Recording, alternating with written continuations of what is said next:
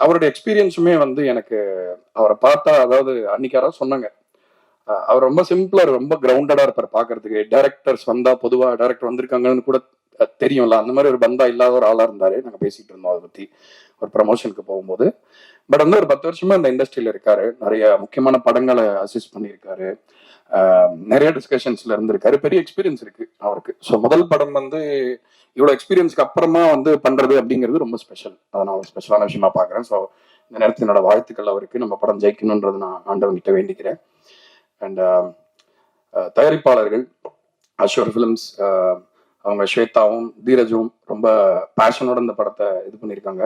And every time நான் தீரஜ் அவரை meet பண்ணும்போது எல்லா சின்ன சின்ன டிஸ்கஷன்ஸ்லையுமே தெரியும் அவர் வந்து எந்த மாதிரி படங்கள் பார்க்குறாரு, எப்படி ஒரு ரசிகனா இருக்காரு சினிமாக்கு அப்படிங்கிறது. ஸோ அதனால வந்து திஸ் கமிங் ஃப்ரம் பேஷன் அப்படிங்கிறது ரொம்ப நல்ல விஷயம்.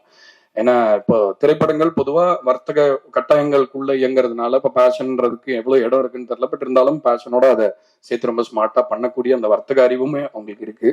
ஸோ அதனால இது ஒரு கிரேட் பெட் இந்த படம். ஸோ அதுல நான் இருக்க சந்தோஷப்படுறேன். நீங்க தயாரிச்சது ரொம்ப நன்றி.